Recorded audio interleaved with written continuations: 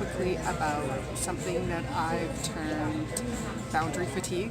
I don't know if that term actually exists anywhere else, and if you have it trademarked, I apologize. But I was talking with a friend this morning, and it came up a lot. And I think that we talk about boundaries a lot, setting healthy boundaries, which is a whole other conversation. But one thing that's come to mind for me is that often if we find ourselves ignoring small boundaries all the time, that avoidance accumulates to where then we end up with this very heavy load on ourselves.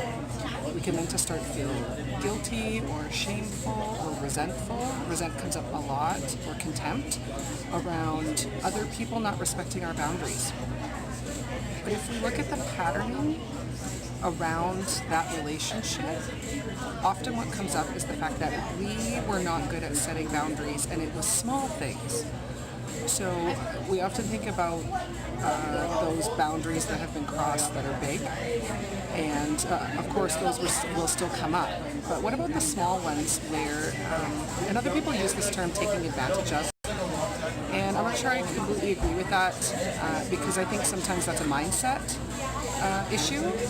It's more around if you are a person who gives and gives and gives and gives without setting any boundary around reciprocation, then you're going to end up with an empty cup at the end of the day. We can't give from an empty cup anymore. So boundary fatigue will set in, and then all of a sudden you're going to be super frustrated, angry, like I said, resentful, feeling contempt around the fact that you were not able to maintain those boundaries. So I urge you to take a look at all of your relationships and see, are there some boundaries there that exist or don't exist? Maybe you need to place some boundaries, but are there some boundaries that you tend to let slide a lot? I would look at those and see how much that is causing maybe some stress on that relationship, because the only person that can fix that is you. So once you start responding to those boundaries, that's when you can start having those conversations around enriching the relationship and making it healthier for both people involved.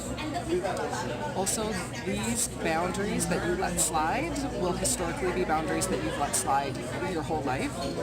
And it will most often come from an event in your past, maybe adolescence or childhood, where quite possibly someone violated that boundary for you.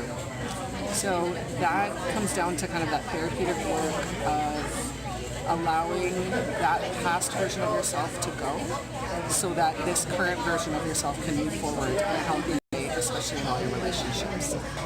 So if you would like any help around setting boundaries, and also maybe you find yourself experiencing boundary fatigue, I'd love to hear from you, even just to have a conversation around it. It's something that really interests me because I think that a lot of suffering that happens in life can be mitigated by simply having a conversation and setting some healthy boundaries.